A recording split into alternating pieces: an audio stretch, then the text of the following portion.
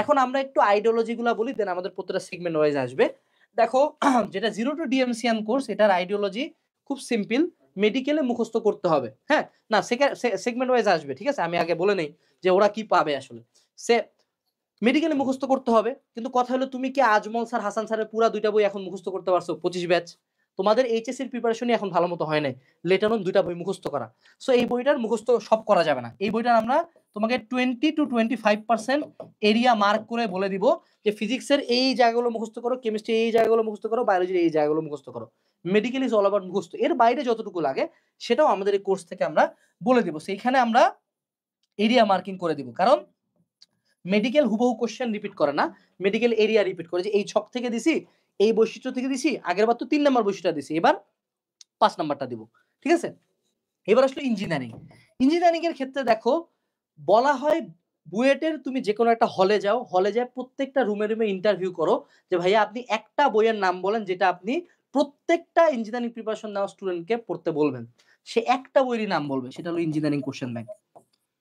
মানে তুমি বুয়েটের যদি 1000 স্টুডেন্ট হয়, তার মধ্যে 990 জন নির্দ্বিধায় ইঞ্জিনিয়ারিং কোশ্চেন ব্যাংক খুব ভালো মতো সলভ করে আসছে, এবং এই বইটাকে তারা প্রমোট করবে। সো এই কোর্সটাতে আমরা তোমার ইঞ্জিনিয়ারিং কোশ্চেন ব্যাংকটা সলভ করাবো। কিন্তু ইঞ্জিনিয়ারিং কোশ্চেন ব্যাংক সলভ তো তুমি সব জায়গাতেই পাবা, তাই না? সলভ তো সব জায়গাতেই পাওয়া যায়। আমাদের সলভটা ডিফারেন্ট কিভাবে? আমরা সলভটা করাবো টাইপ ওয়াইজ, ঠিক আছে? অর্থাৎ এই যে তোমার ভৌত আলোক বিজ্ঞান যে চ্যাপ্টারটা আছে, এখানে অনেকগুলো টপিক আছে। সমাবর্তন আছে, অপবর্তন আছে, ব্যতিচার আছে, গ্রেটিং আছে, তারপরে অনেক কঠিন কঠিন টপিক কিন্তু এই চ্যাপ্টারে বানানো পসিবল। নিউটন রিংস এর কোশ্চেনও একবার আসছিল। তো কথা হলো এই যে তুমি এই সবগুলা টপিক পড়বা, নাকি তোমাকে ব্যতিচারের ডেপথে নিয়ে যাব আমরা? ব্যতিচার থেকে ডেপথে অনেক কোশ্চেন আসে। সো আমরা এরকম সার্টেন টপিকস এবং টাইপগুলা এই কোর্সটাতে মার্ক করে দিব, ঠিক আছে? টাইপ এন্ড টপিকস, অর্থাৎ আমাদের এটা টাইপ ওয়াইজ সলভিং হবে। অর্থাৎ তুমি জানবা এই যে আমি ম্যাট্রিক্স নির্ণায়ক চ্যাপ্টারটা পড়লাম, এইখানকার কোন কোন টপিক বইটার জন্য ইম্পর্টেন্ট। এই যে আমরা ভেক্টরটা পড়লাম, এখানকার কোন কোন টপিক বইটার জন্য ইম্পর্টেন্ট। আমার কি গাড়ির সামনের পিছনের কাজ ভিজা ইম্পর্টেন্ট, নাকি আমার ডাইভারজেন্স কার্ল ইম্পর্টেন্ট, নাকি আমার নদী নৌকার ম্যাথ ইম্পর্টেন্ট? এই ইম্পর্টেন্স ওয়াইজ ধারণাটা তোমাকে দিয়ে দেওয়া হবে। এবং শূন্য টু ঢাবিয়ান ব্যাপারটা হলো সবচেয়ে মজার কথা। দেখো আমাদের প্রি বুকিং এগুলাতে প্রত্যেকটাতে থাউজেন্ডস ক্রস, এই একটাতে থাউজেন্ডস আমরা ক্রস করি নাই। কেন করি নাই জানো? দেখো সবচেয়ে মজার কথা, বাঙালি এইচএসসি লাইফের শুরুর দিকে 50% আমি পড়বো মেডিকেলে, 50% বলবো আমি পড়বো বুয়েটে। কিন্তু সিনারিও পুরাপুরি উল্টে যায়। বুয়েটে সিট হলো 1000টা, মেডিকেলে সিট হলো 4000টা, বাকি 5000 স্টুডেন্ট বাদে বাকি সায়েন্সের স্টুডেন্ট 2.5 লাখ। সো 2,45,000 মানুষজন পরবর্তীতে ইয়ানাফসি করে দৌড়ায় আসে ঢাবির কাছে, ঠিক আছে? ইয়ানাফসি পাবলিক একটা সিট, ঢাবি থেকে তারপর যায় জাবিতে, জাবি থেকে রাবি, রাবি থেকে চবি, এভাবে দৌড়ায় বেড়ায়। তো কথা হলো যে শুরু থেকে যারা একটু দুর্বল আছো, যাদের মাথায় কুলাচ্ছে না, যাদের কাছে প্রেশার মনে হচ্ছে, বাকি আশপাশ পিয়ার প্রেশারে যাওয়ার দরকার নেই। Go for the safest option, ঢাবি প্রিপারেশন নাও, ইনশাল্লাহ পাবলিকে ভার্সিটি ইউনিটে যে কোনো একটা জায়গায় সিট হবে। কিন্তু তোমরা কি করো, তোমরা আগে এই দুইটাতে পুরাপুরি চান্স মিস করবা, ডিপ্রেশনে 15 দিন রুমের মধ্যে থাকবা, দেন বের হয়ে যাবা, আচ্ছা ঠিক আছে দেখি ঢাবি। কিন্তু তুমি কি জানো যে আরো অনেক মানুষজন শুরু থেকে ঢাবি টার্গেট রাখছে, শুরু থেকে। তো ওই যে ঢাবির যে 2 থেকে 3,000 সিট, তোমার কি মনে হয় যে হঠাৎ করে তুমি মাথা বের করে বললা আরে ঢাবি এত সোজা? এটা তো হয় না। তো এই জন্য আমি বলবো সে শুরু থেকে ঢাবির টার্গেটটা রাখা।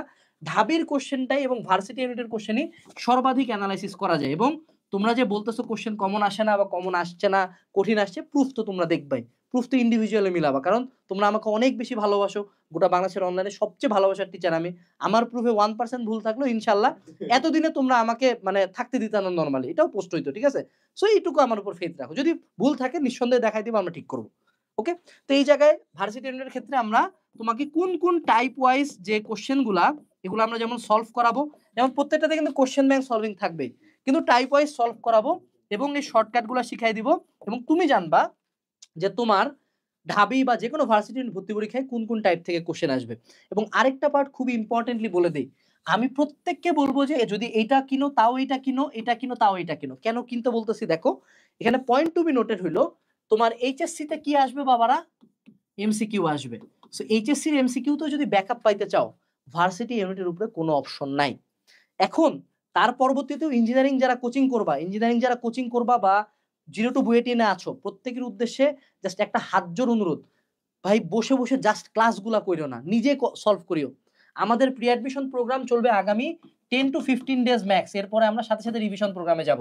আমাদের একদম আমরা রিভিশন প্রোগ্রাম পরীক্ষার 1 মাস আগে নেমে অলওয়েজ একদম final revision, capstone revision programme.